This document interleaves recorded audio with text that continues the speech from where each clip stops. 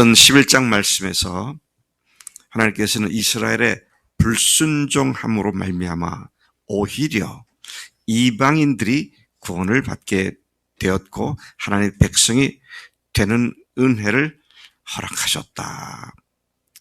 이는 원래 하나님과는 무관하게 살았고 하나님의 저주 아래 있었던 우리가 이방인이 이제 하나님의 자비하심으로 그리고 불순종한 이스라엘의 범죄 때문에 하나님의 은혜를 입은 자가 되었으니, 원래 그랬었는데 그런 은혜를 받은 자가 되었으니 그 하나님의 자비하심으로 너에게 권한다고 말을 하면서 12장 우리가 쭉 이어지는 말씀을 권면하고 있는 말씀인 것입니다. 그 내용을 오늘 본 말씀 보면 너희 몸을 하나님이 기뻐하시는 거룩한 산 제물로 드려라. 핵심은 그거죠. 너희 몸을 하나님이 기뻐하시는 거룩한 산 제물로 드려라. 이것이 너희가 마땅히 드릴 영적 예배다. 잘 이 두 가지를 대조시켜서 생각해 보세요. 몸으로 예배를 드려라. 몸으로 산 제물로 드려라. 몸을. 그게 영적 예배다. 몸과 영은 다른 것이 아니라 함께 있는 것으로서 몸으로 드리는 산 제물, 주님께 순종해서 하나님께서 기뻐 받으시는 그런 헌신과 또 순종은 그게 참된 예배다. 그렇게 말씀을 하고 있는 것입니다. 물론 우리는 때때로 형식을 갖춘 예배를 드리는 것이 필요하지만 삶을 통해 주님을 기쁘시게 하는 순종이야말로 가장 참된 영적 예배가 되는 것이다. 거룩한 예배를 드리는데 삶은 개판이면, 삶은 진호대로 산다면 그것은 거짓된 것일 수밖에 없다라는 것입니다. 이것이 금년도 성부영신 예배 때 주님께서 우리에게 주신 말씀입니다. 특별히 금년도에 주목하면서 관심을 가지고 신경을 쏟으면서 몸으로 순종하는 신령한 예배를 드리라고 하는 이것을 말씀하셨죠. 자, 그렇게 하려면 어떻게 해야 합니까? 하나님께서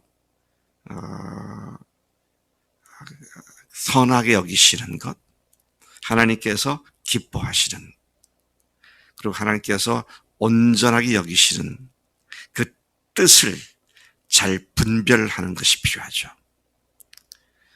우리가 말씀대로 살게 해주세요 라고 기도를 자주 하지 않습니까? 네. 근데 그렇게 살려면 어떻게 해야 돼요? 말씀을 제대로 알아야죠. 예, 말씀을 모르면서 말씀대로 살게 해주세요 라고 하는 것은 의미 없는 기도가 되고 마는 것이죠. 그러기 위해서는 어떻게 합니까? 말씀을 분별하라 그랬습니다. 이것이 하나님의 말씀이 무슨 뜻인지, 나에게 지금 무슨 말씀 하시는지 그 말씀의 뜻을 잘 분별하라. 그렇게 말씀하시죠. 그 하나님의 말씀을 분별하는데 방해가 되는 것이 뭡니까? 이 세대를 본받는 것입니다. 그래서 2절에서 이 세대를 본받지 말고 그랬어요. 많은 사람들이 이게 옳다라고 떠들어대면 그게 옳은 줄 알고 또 몰려가고 하는데, 또 이렇게 사는 것이 현대인의 감각 있는 세대 사람들의 삶이다. 그렇게 얘기를 하면 그런 줄 알고 그게 내 삶의 기준이 돼가지고 그대로 안 살면 시대에 뒤떨어진 사람인 것처럼 그렇게 안달복달하면서 사는 그런 삶을 살지 말라는 겁니다. 이 세대를 보지 말고, 그러면 뭐가 필요합니까? 늘 마음을 새롭게 하는 것이 필요하다.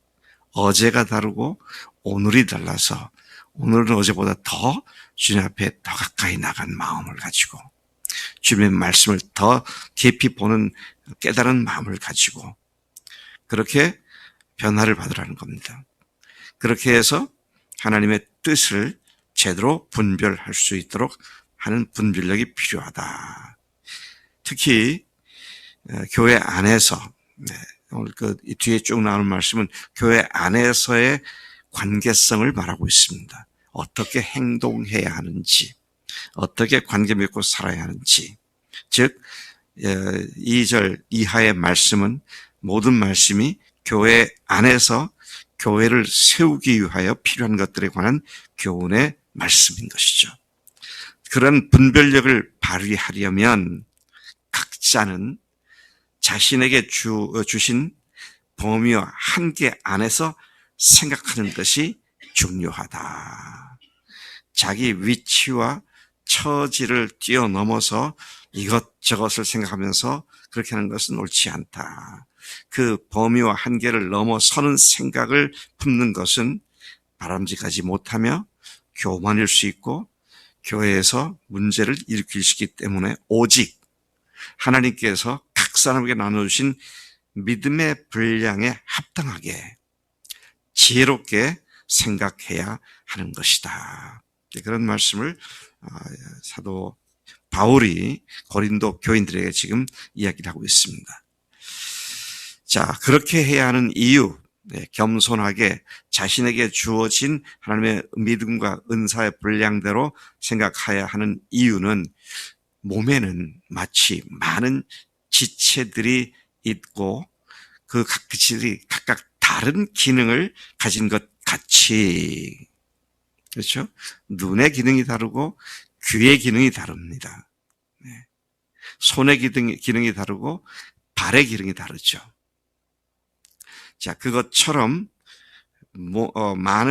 우리 많은 사람이 그리스도 안에서 한 몸이 되어서 서로 그 몸은 온전하게 이루는 지체들이 되었기 때문이다. 각 사람이 받은 은사를 가지고 자기 위치에서 해야 할 일들을 잘 분별해서 행함으로 말미암아 몸이 온전한 기능을 수행할 수 있게 되기 때문에 교회가 건강하게 세워주시기 때문이다. 6절, 그리고 그 각 지체들이 은혜로 받은 은사가 뭡니까?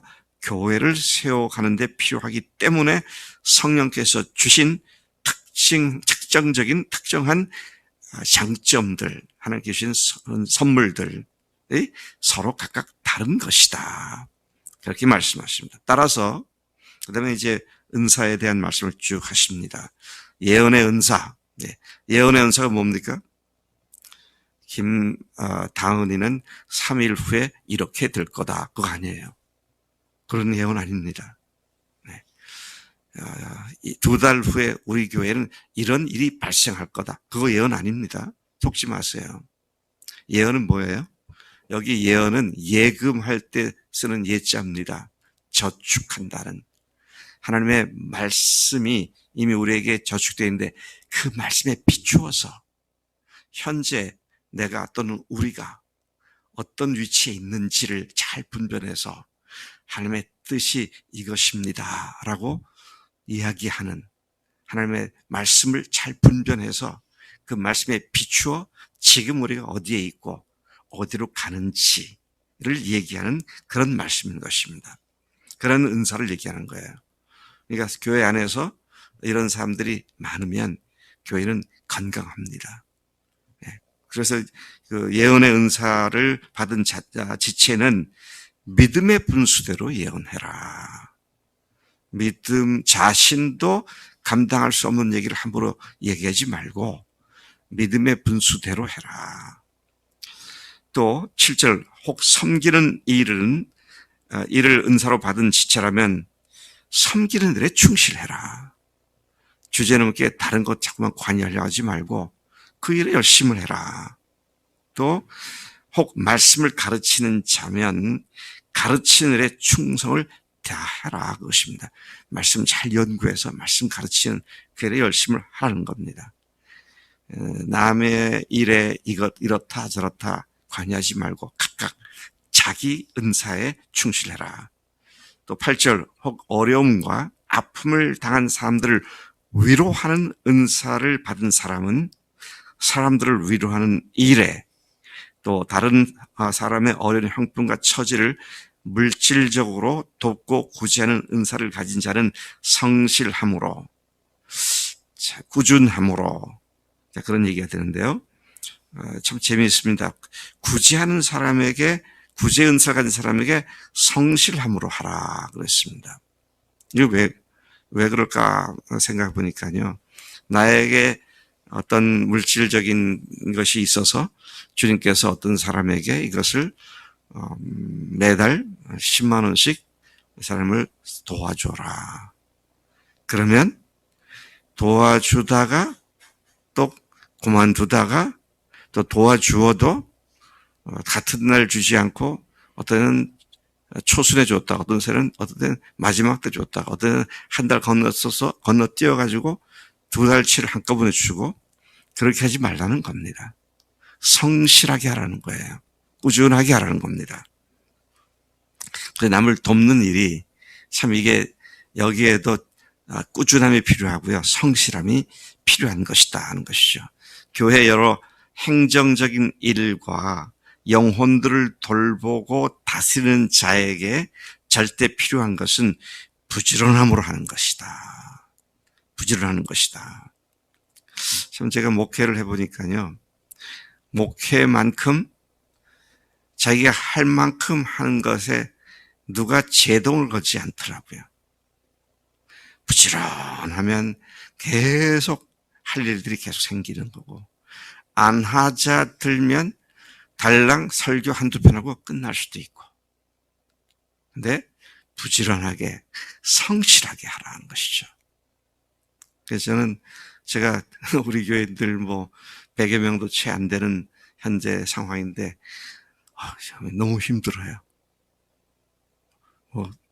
100여 명을 돌본다는 것도 이렇게 힘든가.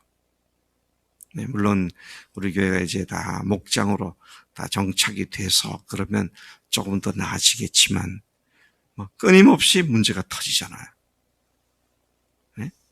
100명의 사람들이 오늘은 이 사람이 문제가 터지고 내일은 저 사람이 터지고 계속 문제가 터지는데 그걸 못 번쩍하고 알아서 하겠지. 하나님께 역사하시겠지.